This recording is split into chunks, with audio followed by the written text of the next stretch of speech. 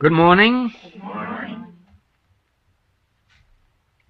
The subject of supply is one of the most fascinating subjects for study and experiment and experience in the message of the infinite way.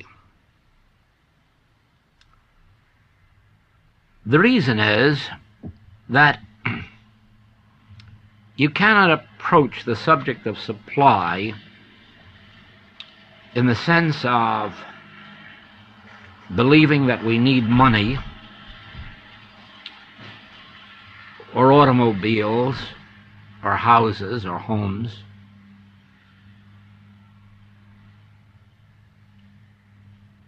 because that would be the old metaphysical attempt to demonstrate effects. And this must always be a failure, because you might sometimes demonstrate effects and then be very sorry for it later.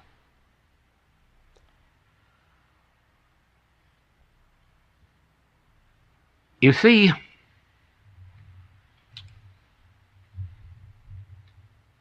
you start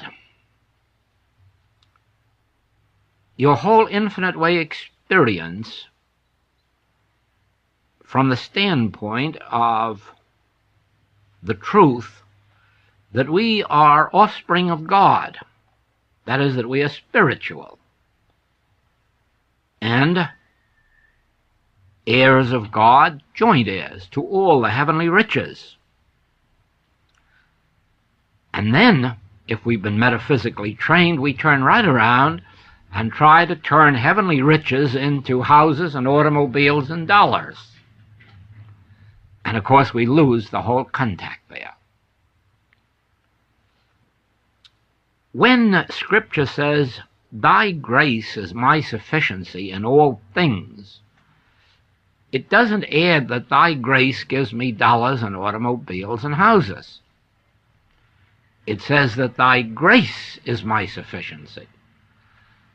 And as spiritual beings, we have to be satisfied with that statement that all we are seeking is thy grace. Now,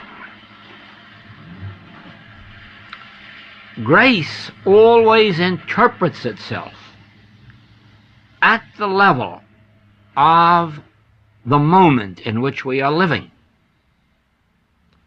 so that as we realize the sufficiency of thy grace, it will appear to us as air to breathe or transportation or dollars or whatever our life at the moment may require. And it can very well appear in forms that we could not possibly expect.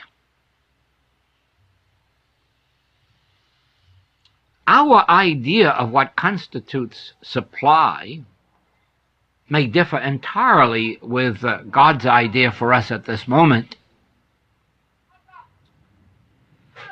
Our idea of where we would like to live or what work we would like to do may differ entirely from God's. And here you must remember something.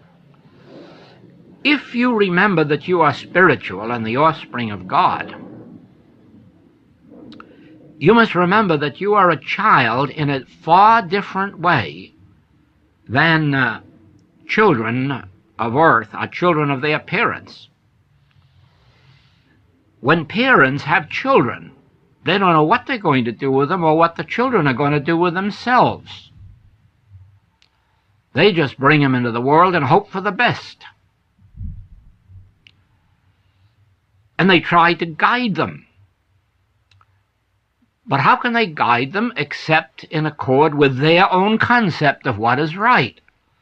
And so if my father is a businessman, he thinks the highest right is to make me a businessman. And I should be in religious work. And so, because of that, I have to fight my way out of the business world into religious work. Not because my father doesn't love me, but because my father's idea of good, of right, is what was good and right for him. But now this is not true of God. God is omniscience. And when God has a child, it is for a specific purpose. There is something definite in mind with every individual offspring. Something that they were actually sent into expression to do. As humans, we have completely missed the mark, because most of the activities of humans were not intended for us. And in our ignorance, we went into business or something else. So it is that when you say that thy grace is my sufficiency in all things, you have to turn within with an open mind and stand on that word grace and let it assume the form necessary. And if it shocks you out of your skin, you have to be willing to be shocked. And if it makes you leave mother, brother, father, and sister, you leave mother, brother, father, and sister. And if it makes you leave your Holy Lands to go over to Europe to proselyte, you leave your Holy Lands and go to Europe or Asia and proselyte. In other words, Saul of Tarsus was never meant to be a proselyter of Christianity in Europe and Asia. But that's what he became the moment he came under grace. Now,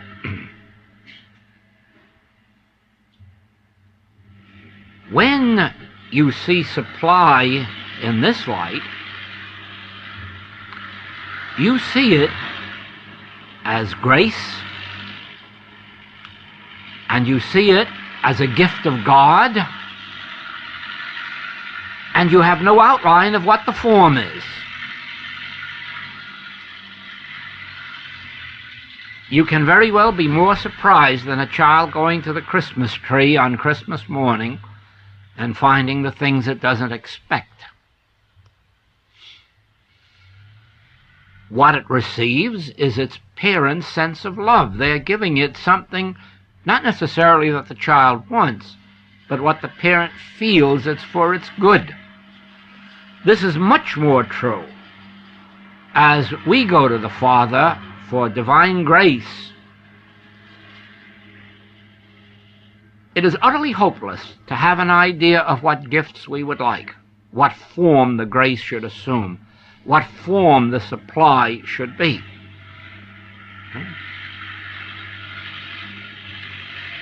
Because omniscience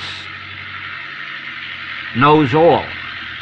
And it knows all about every individual, because omniscience is the allness of every individual, and therefore omniscience operates within us to reveal its plan for us. Nevertheless, not my will, but thine be done. It is along the same line as prayer is understood in the infinite way. Prayer is only effective in the measure that we go to God without a desire. Because otherwise we are holding a mold up to God and say, fill it for us. Here's the mold of my wish, of my desire. Become my servant and do what I would like, and so forth. You see, the infinite way has no such form of prayer. The prayer is an opening of consciousness to the presence and the activity of God. It is the same in our healing work. There is no use of our going to God with a desire that God heal us, or that God heal this claim or that disease or that lack. Real prayer is an opening of consciousness to God and then a communing within.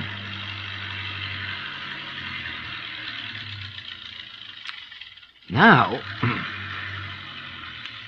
the fruitage of this kind of prayer and the fruitage of seeking supply in this way as grace is that sooner or later the revelation is given to you within yourself. Do not look to me, because, son, thou art ever with me, and all that I have is already thine. It was incorporated in you in the beginning before Abraham was. When, in our oneness with God in the beginning, He incorporated into us His life, His mind, His soul, His spirit, His substance, His supply, His infinity.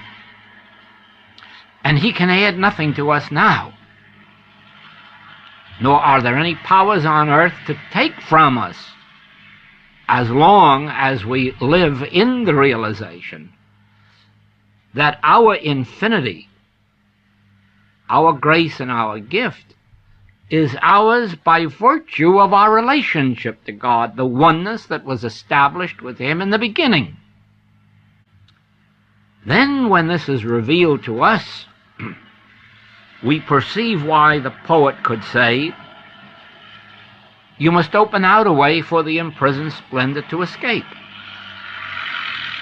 Since infinity is the measure of my supply, and it cannot be added to, I must start pouring. I must start the outflow. And so it is that in every department of our lives, we must constantly search, while we're on the subject of supply, not to see how we can get or what we can get, but in what way we are not pouring.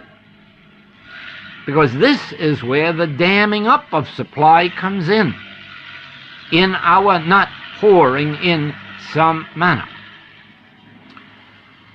Well,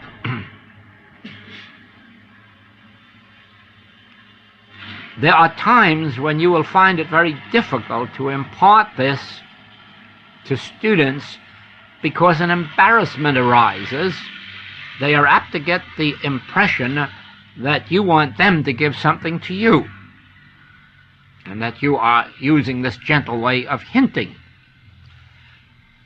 But when they are further enlightened, they will know this,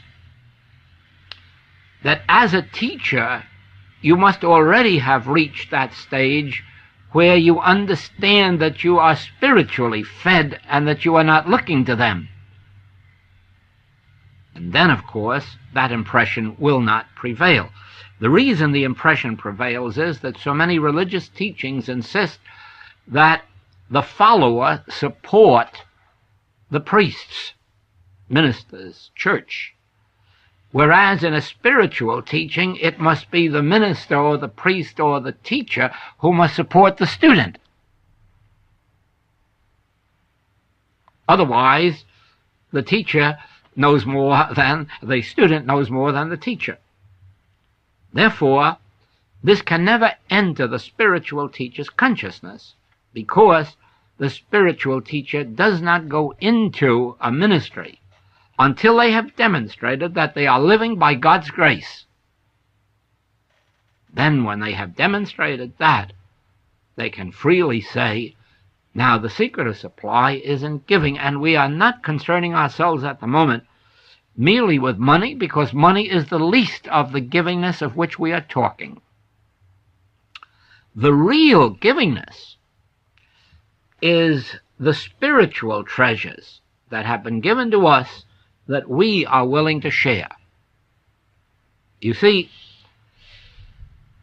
the kingdom of God is full of spiritual treasures. We are a storehouse of spiritual treasures since long before we became visible. And we are not so busy storing up where moth and rust corrupt as we are storing up spiritual treasures. But we are not storing them up in the sense of withholding them.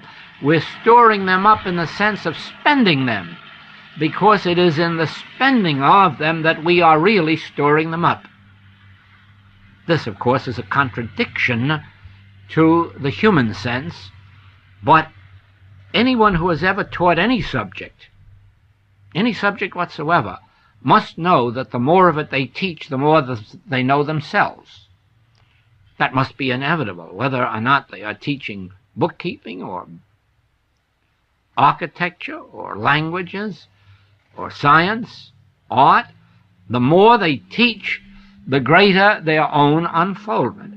And of course, this is probably even more true in our spiritual life, because it is true that if we were to start with one passage of Scripture and start to share it with another person, that almost before you know it, a second passage would jump into our head. And if we kept on talking, a third one and a fourth one, and eventually one would come out that we never knew before. And we'd say, now where did that come from? Yet unbeknownst to us, it was stored up in our consciousness. It was just such a happening that originally brought me to Hawaii. While driving from San Francisco to Los Angeles in my car, all of a sudden I heard, "He performeth that which is given me to do." And it repeated itself, and I thought, now that's either the Bible or Shakespeare. But since I have a concordance to the Bible, I'll look it up. That was the first time I had ever heard that passage. And sure enough, not only it says in the Bible, "He performeth that which is given me to do," but "He perfecteth that which concerneth me." And I rested in that. And then when I reached Los Angeles, the telephone bell rang and I was called to Hawaii. And it proved to be true. There was a case of a man dying with a heart attack. And by the time I got here, having given him help, and within a very short time, he was completely healed. But he that had called me here had performed the work. Then why call me here? Because the whole work unfolded here from this point, you see. Now, it is for this reason that students may say, "But nobody calls on me for help." And of course, that may be true in the earliest stages of their study, and rightly so, because divine grace wouldn't allow anyone to call on those who are unprepared. And therefore, it is our function, really, never to want to give help, never to want to be in the ministry, never want to do anything, but stay home, perfect ourselves, study, meditate, let our consciousness become so filled with the activity of the Christ that in a certain moment it breaks out, and the first thing you know, somebody comes and asks for help, and then that starts us on our way. Well, during that period, there is something that every student can do, and that is that as long as they are engaging in prayer and meditation for themselves or for their families, they can certainly spare a little time for the rest of the world. Now, probably some may not have thought of this. They are all so confident that the world is going to be saved. Everyone is so confident that ultimately we're going to have a good world, that perhaps just the passing of time is going to do it, or the evolution of human consciousness. But of course they are barking up the wrong tree. Human consciousness is built on self-preservation as the first law of human nature, and therefore the longer human consciousness evolves, the more ways it's going to find of preserving itself at somebody else's expense. The world hasn't been saved since before the days of Pharaoh and unto the present day. And if the world is to be saved, it is to be saved not by human beings discovering bigger and better bombs or bigger and better United Nations, because all of these are activities that ultimately destroy. If the world is to be saved, it will be by the activity of the Christ in human consciousness. The world is only a world of individuals. And just as we could go on being human beings from the cradle to the grave and still die human beings, so can the whole world go on the same way. And it is only because in some measure the activity of the Christ has touched our individual consciousness that we are finding ourselves in some measure freed of the world's problems. Certainly we have far less of the world's problems than the world has. Certainly everybody on the spiritual path is discovering that they have less of the world's problems, or that they are better enabled to meet those problems. And it is in this same degree, then, that the activity of the Christ in human consciousness will eventually erase human consciousness, so that there will no longer be a self-preservation as the first law of human nature. Now, how did we come to the spiritual path? How did an activity of Christ touch our consciousness? And the answer is that neither you nor I know. We only know what happened after we were directed to the message. We do not know what it is that directed us. We do not know what it is that enabled us to open a book and say, this is it, I must follow it. I must go further. Whereas 99 other people opened the same book and said, I can't see anything in that. Do you see? If the power was in the book, then 100 people would find it in the book and it would all be there. But the power isn't in the book. The power is in your consciousness. Now then, what prepared your consciousness to be able, and sometimes through a great deal of difficulties, to follow a spiritual path? And the only thing you can say is it was grace. Now, as a matter of fact, that grace may have come about by somebody in the world praying and you responding to it. It may have come about by a friend, a relative, or a stranger praying. And somewhere, somehow or other, a longing inside of you touched it, and grace could begin to function. Because there is no other way to understand the experiences that I witness in the mail of people who say, I went into a public library and I opened one of your books and I knew I was home and I immediately went out and bought more books. And yet, in that same library, dozens of other people probably see the same book and pass it by. Or another one says, I was in a bus and I picked up a book or a pamphlet and so forth. Or a friend who said they couldn't understand it gave me the book. They understood it. Now, there's no way to understand this except that an activity of grace readied them for it. And I am convinced that no spiritually illumined person has ever died. True, each one in their turn passes from our physical sight because it is inevitable. It could not be possible for everybody to remain on earth forever in the monotony of human living. And therefore, there must be a progressive state to which we all go forward.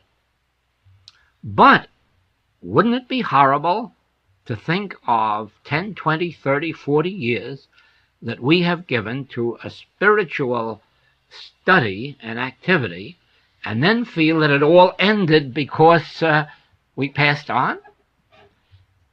I can't accept that. I just cannot accept it. I believe that the Master said, lay up spiritual treasures where neither moth nor rust doth corrupt, because while we leave the material things at the probate court, I know we take the spiritual treasures with us. What do we do with them? Well, since when we leave here, we really don't go anyplace. Life is an activity of consciousness, and it's lived in consciousness. So therefore, we never escape out of consciousness. We do with it what we've always done. We pray and we meditate, and anywhere that anybody is receptive and responsive, they come under its influence. And therefore, there is nothing quite so real to me as the fact that Buddha and Moses and Jesus and Elisha and Elijah and John and Paul are still about their Father's business. And that even though we are lesser lights, that as we go into their domain, that we too continue, because we're no longer interested in laying up the treasures that we've already learned are going to be taken from us, so from now on we won't even bother to lay them up. And we will now give all of our attention to this. Therefore, everyone who engages in a world prayer activity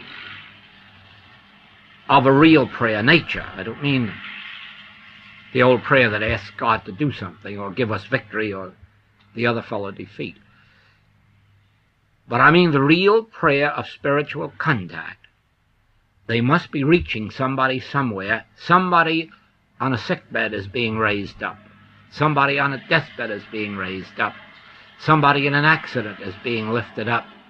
Or somebody in some phase of mortality is being raised and led to where they're going to meet the person or the book that will start them on the path. And so I see it as a mission of every Infinite Way student to give not less than one period each day for an intelligent world meditation. In the early years of our study of the Infinite Way, we must abide by the specific principles of this message very carefully, very closely, and very intensely, because the study and practice of these principles develops our consciousness to where we no longer hate, fear, or love the human scene. We develop our consciousness to that place where we recognize that there is something greater than ourselves functioning within us.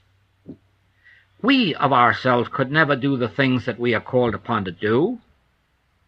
We of ourselves could not help people to overcome serious diseases, or to lose sins and false appetites, or to mold new dispositions. There is nothing about us as people that would ever enable us to do that for another. It is only when we have been touched by that which is transcendental, by that which is spiritual, that we can at least approach Paul in his statement, I live, yet not I, but Christ liveth in me, or the Master's, I can of my own self do nothing, the Father doeth the works. The study and practice of specific infinite way principles raises our consciousness because it helps us to overcome fear of anything in the manifest realm. It helps us to realize the non-power of what the world calls power. As we progress in this work through study and practice, and as some measure of the Spirit of God enters our consciousness, we find ourselves called upon to help others. The others may not know why they come to us. It is something they feel. But they do come and they do ask our help, and generally we can give it. Usually by the time they come asking for help, we have the spiritual endowment that makes it possible to give them their help. Eventually this begins to dawn in the consciousness of every spiritual student, regardless of his approach. If this that functions through me for the benefit of myself and others, if it is so powerful, can it not then help the entire world? If I can pray for my neighbor, and my neighbor benefits by my prayer, can I not then pray for the entire world? Praying for the entire world has been going on for centuries. But it is only as we rise higher in the understanding and the demonstration of prayer that we will witness a greater fulfillment of spiritual peace on earth, spiritual harmony on earth. It is true that a great deal of the praying that has been going on for centuries, both in the visible scene and in the invisible scene, has had and is having an effect upon mankind. Thinking of the world from the standpoint of the consciousness of mankind, we must admit that the world is better today than it was a century ago. I am not talking about the effects that we witness in the world today, such as man's inhumanity to man, the threats of atomic bombs, the continued slavery of one kind or another, or the domination of one people upon another. No, there are still areas of consciousness in which much room for improvement is needed. But let us put it this way. There is far less inclination to go to war. There is less inclination to stage the vicious union strikes that were known 40 years ago. And there is a greater inclination on the part of mankind to care for the less fortunate. Some of you may not believe this. In my own lifetime, orphanages and homes for the aged were horrible places. Orphans were put on farms to do hard manual labor. They were more than servants, they were really slaves. They were put out in families to be family drudges. All of this has been done away with. In my own younger days, all that a workman had to look forward to when he reached the age of 50 or 60, when he became physically incapacitated, was either to be supported by his children or to be sent to a home for the indigents. There were no benefits provided for him by the government or by industry, and much less known of insurance. So never was it his fault that he became indigent. All of this has been changing. Yes, consciousness is at a higher level today than it was even 50 years ago, and far greater than it was a century ago, when, remember, the racial, religious, and color hatreds of those days.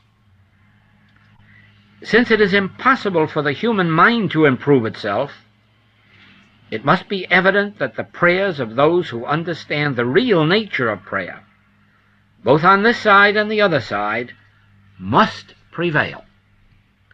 When I speak of those on the other side, I am speaking primarily of the spiritually enlightened who have left this plane of life. I doubt whether any of you believe that Jesus Christ is dead, or that his spiritual function stopped at the crucifixion or the resurrection or the ascension. I cannot believe that you believe that the great contribution Buddha made, or the contributions made by John or Paul or thousands of others, stopped when they stopped breathing. What do you believe about yourself? Do you believe that all of the devotion and all of the dedication you have given to a spiritual study is going to come to an end? What then must you think of God? Those who are on the spiritual path are on it only by the grace of God. Look around you, out in the world, at the billions who are not on the spiritual path, and then you will know that they cannot arrive there until they are touched by the Spirit of God. And when the Spirit of God touches them, they cannot stay away. Do you really think the Spirit of God makes us in some degree a light to others and then puts out that light? Impossible. I know why the Master told us, lay not up for yourselves treasures upon earth, but lay up for yourselves treasures in heaven. This is the answer. The material treasures you pile up you must leave behind. It is true that it all gets checked out at the probate court. But the spiritual treasures that you have laid up in your consciousness walk right out of here with you. In fact, that is what makes you you. Just as the degree of your spiritual understanding makes you you, and not the creature or the natural man. You are what you are by virtue of your attained spiritual consciousness, and you will be greater than you are in the measure of your greater attainment of spiritual consciousness. Never believe that any condition or circumstance is going to end you, or end your service to God or man. What God is storing up in you in spiritual treasures, you are not only going to give back here on earth, but you will give back in multiplied experiences when you have dropped whatever material sense of existence you still carry. There have been and are people on earth who really have attained an understanding of the nature of prayer. And a great many who have passed from the visible scene are transforming human consciousness by their dedication to prayer. It is for this reason that the world is becoming more spiritualized. To become spiritualized means to come into contact with spiritual consciousness. And never believe that a piling up of years or a piling up of centuries has anything to do with it. It is the dedicated consciousness of individuals who understand the nature of prayer. This is transforming the world. Everyone who has attained enough spiritual endowment to help relieve the world of its pains, sins, diseases, lacks, and limitations must inevitably turn to the larger subject of world work or praying for the world. In this you must remember that you do not pray as others pray, that our enemies be defeated, and that our allies achieve victories. You do not pray for the Republican Party, or the Democratic Party, or the Socialist Party, because all such prayers bring you down to the level of attempting to improve the human scene by utilizing your own human judgment. In order to pray aright, you must not pray for any earthly conditions. Even though you should believe that you have a plan which would save the world, do not pray for it. There never has been a man on earth so good that he would know how to make laws which would benefit everyone. No one has ever been that intelligent. Humanhood is based on the law of self-preservation as the first law of human nature, so nothing of a human nature will save the world. Only one thing will save the world, and nothing else: the activity of the Christ operating in human consciousness.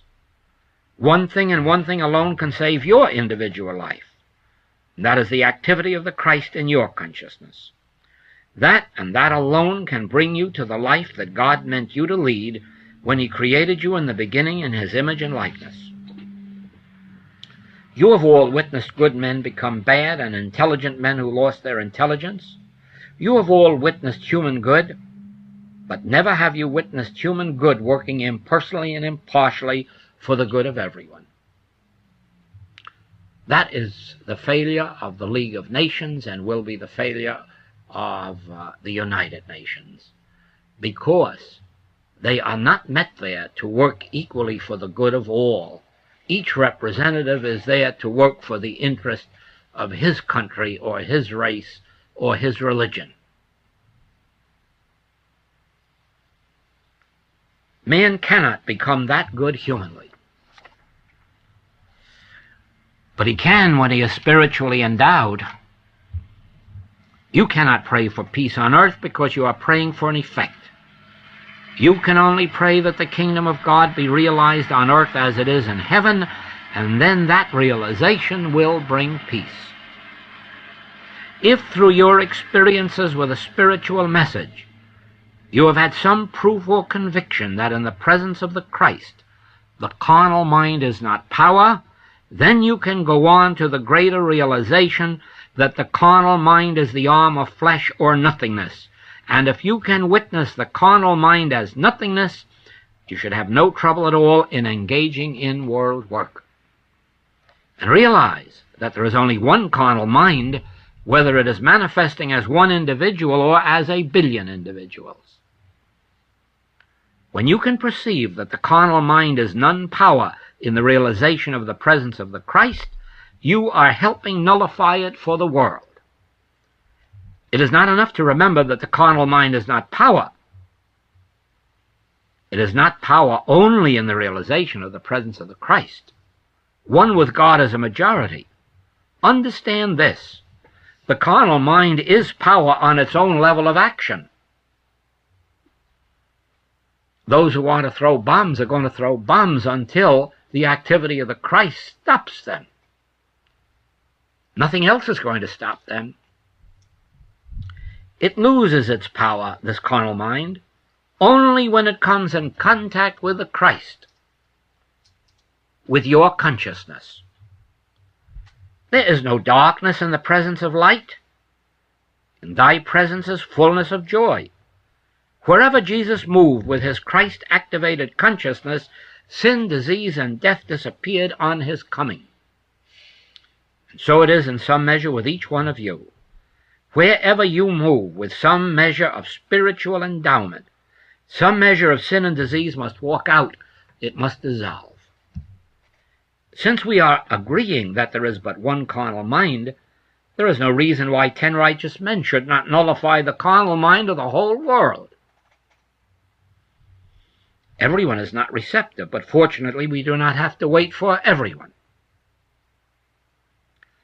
Be concerned only with this realization, that the activity of the Christ in your consciousness dispels the carnal mind. When I approach spiritual work, it is not to change any set of human circumstances. My only interest is the realization of the activity of the Christ dissolving mortal sense. Remember, there is only one claim: that the carnal mind has power. It not only has evil power, but sometimes it can even have a good power. All the race movement in the world today is the result of spiritual endowment, because always there have been those who could say there is only one. And because of these, we have had a righteous prayer to stir up this racial situation and eventually lead us into the tomorrow of oneness. But all of the parades you witness, they are really the carnal mind trying to be good. But it is not being good, because it will not bring freedom. Freedom, equality, and justice are brought about only by a change of consciousness. And so the real workers will work behind the scenes by realizing the activity of the Christ dissolving human beliefs, human theories, human modes, and human antagonisms. When you stop to think of the price that was paid in the Civil War to free the Negro, and then realize how miserably it failed, you must understand that this was the carnal mind on both sides. Had God entered that scene, there would have been freedom. We are not going to pray for an end to racial strife, or that the world be humanly better.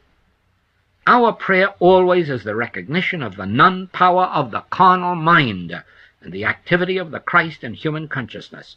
Then you will witness the changes on earth.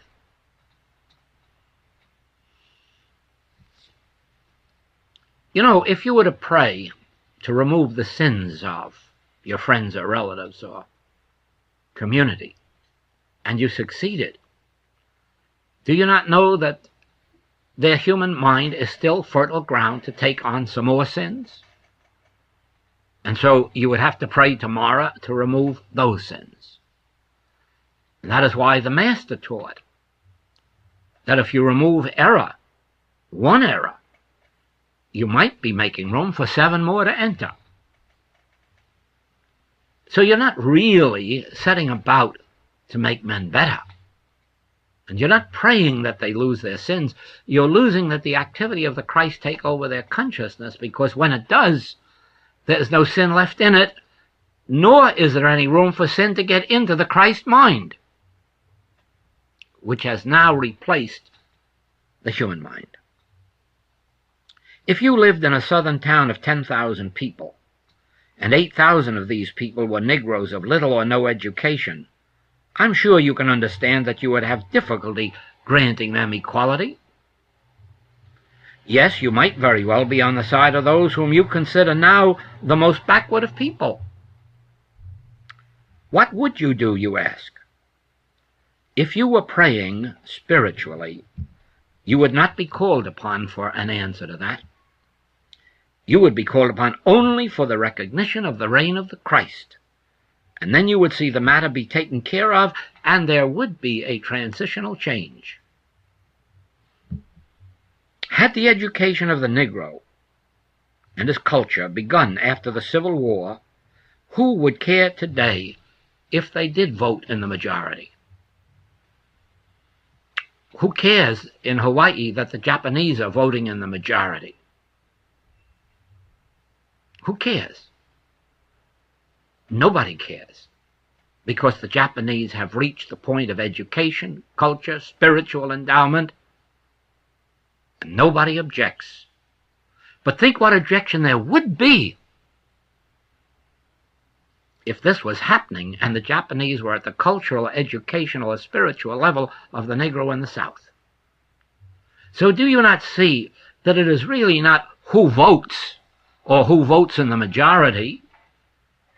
If we are all, let us say, Americans or English or whatever country we are in, and we are all equally educated, cultured, and of spiritual endowment, who cares who votes in the majority? And that is when the day will come when you will witness a United Nations that can vote. Because there will not be 101 countries educationally, culturally, spiritually unendowed voting in the majority. Watch this in your own thought and begin to see that you must not care a person's race, religion, nation, nor who's in the majority, as long as you are helping to provide everyone with education, culture, and spiritual endowment. And then you will be able to say, we are all one in Christ Jesus. The world must face the fact that the Negro and the Asiatic races are in the majority, and someday they may control this entire world by majority vote. And the only way to prepare for it and to be utterly indifferent to it is to say, for heaven's sakes, let us send education, culture, and spiritual endowment into Africa and into the Asiatic countries so that we can all meet in classrooms or halls of Congress and rejoice in it. This is worth considering, because in the days of William Randolph Hearst, when he built his empire on the threat of the yellow races, don't you think for a moment that he didn't have far vision. He saw the day when Asia and Africa would be in the majority numerically. See that? The only thing he didn't see was that it wouldn't make any difference if he had led a campaign to send education into Africa and Asia and culture and so forth. This is a big thought that we are taking up here today, a tremendous subject. Give it a lot more thought. Once you let the activity of the Christ take over, in a generation or two, it will prove that we are all equal. Then you will not really care who is governing your city or your country, because the basic patriotism will be the same. And we have no better example in the world than that in Hawaii,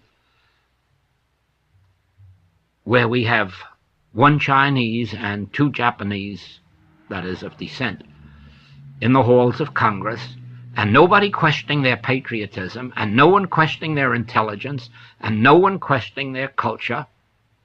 Why? Because the equality is not merely one of lip service. The equality is in their education, their culture, their spiritual endowment.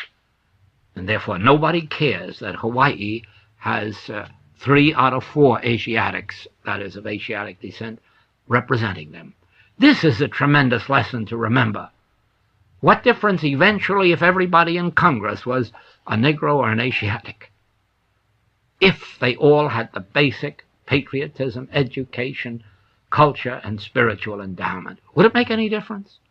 Of course not. The Hebrews have lived in the United States as a minority, and they have been governed by Protestants and Catholics, and it didn't bother them one single bit. The Negroes have lived as a minority in the North, and they have been under the government of the whites, and they didn't care one single bit. So do you see how it is that the whole subject is being looked at from a wrong angle? The right angle is education, culture, spiritual endowment. This and this alone makes equality, not just by being born. This does not make equality. It should represent an equality of opportunity. It does not lie within our jurisdiction to decide these things humanly, but it is given to us to pray. It is given to us to pray that God's kingdom be realized on earth, that the activity of the Christ be made manifest in human consciousness, that the carnal mind be recognized for its non-power. That makes a spiritual underground. Let us localize this now into our immediate families, including our aunts and uncles and nieces and nephews. And we do not have to look far to see the carnal mind operating. What shall we do? Shall we start crusading? You know better than to try to change your relatives or tell them what to do. That is not the way. The way for us is prayer, realizing the activity of Christ in human consciousness, realizing the non-power of the carnal mind, realizing that the carnal mind has no law. We are not sitting in judgment as to who or what the carnal mind is. We are nullifying it by realizing that whatever degree of it is still in us, it too has to be nullified. Yes, we know from family life that the carnal mind is operating, and we know that it will continue to operate until one with God realizes the activity of the Christ in human consciousness and the non-power of the carnal mind. The work must be kept on an impersonal basis. There must be no pointing of fingers at people or at ideologies. There must be no mental malpractice. There must only be the realization of the activity of the Christ and the non-power of the carnal mind, and then let it be. The carnal mind does not always act wickedly. President Harding was a very fine man and not a dishonest man, and yet corruption cost him his life. The carnal mind blinded him to what was going on and caused him to trust the wrong people. So even in a good man, the carnal mind operated to make him careless and trusting. When we talk about the non-power of the carnal mind, let us also be sure that we mean good humanhood, because that is the carnal mind too. How many times do you think good people are responsible for parasites? Yes, because in their goodness they want to help people, until eventually these people are no longer able to help themselves. This is the carnal mind acting as human good as well as human evil. What we want is the realization of the activity of Christ in human consciousness, and so in your world work, do not pray for peace and do not pray for equality or justice or prosperity or health. Just recognize Christ as the only power, the only consciousness, and the carnal mind as the arm of flesh or nothingness. If you understand that kind of world work, it will open up many ramifications of prayer for you. Take what I have given you, and then let the Father reveal whatever else is necessary in the nature of prayer. This is merely to show you in general the nature of your world work, and as you work with it, you can receive more specific instructions from within, because this type of prayer leads to inner communion. And this is where you are going within for light, wisdom, instruction, and because it is a two-way process of communion, it comes back and gives it to you. Sometimes it may just even say, not by might nor by power. And then you'll relax in the spirit and it will be done. Then you will be more deeply empowered from on high, and that is what counts, not these words. The spiritual power that flows is what counts. What degree of spiritual power ensues from your praying, from your communing?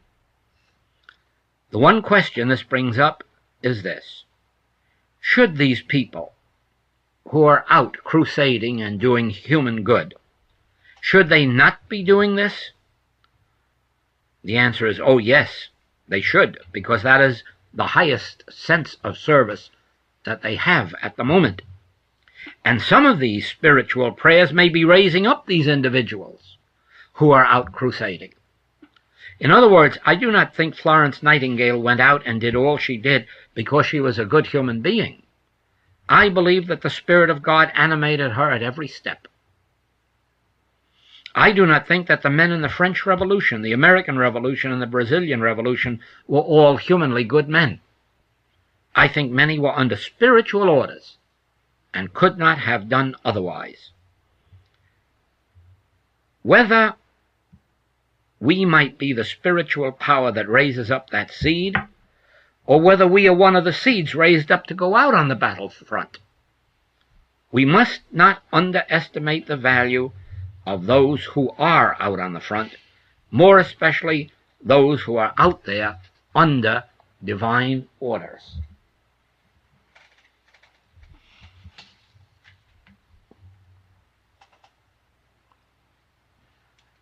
You see, engaging in this work is a givingness,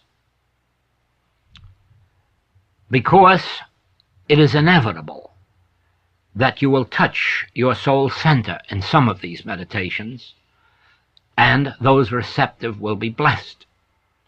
But remember that in that givingness is the return of your bread on the waters unto yourself. And that without your placing this bread on the water, there is no bread out there to return to you. So it is that in every level of our life, the Master said, inasmuch as ye have done it unto the least of these my brethren, ye have done it unto me. Inasmuch as ye have not done it unto the least of these my brethren, ye have not done it unto me. So remember, when you are doing this spiritual work, you are doing it unto the least of these my brethren, and you are doing it unto the very Christ of your own being. And remember that when you are not doing it for the least of these, the service or the prayer, you're just withholding from yourself. And in our work, in 30 years or more of this work, I have really learned that the only fruitage that really comes back to me and prospers me spiritually as well as materially is this dedication and this service to the least of these, to the greatest of these, call it what you will. The measure of my life in the past 30 years has been the measure of my prosperity and my inner joy and my outer experience. And that's why I share it so with you. Thank you. Please, students, realize that we have been making this tape while a road has been built outside of our door with heavy machinery and equipment, and make allowances. Thank you.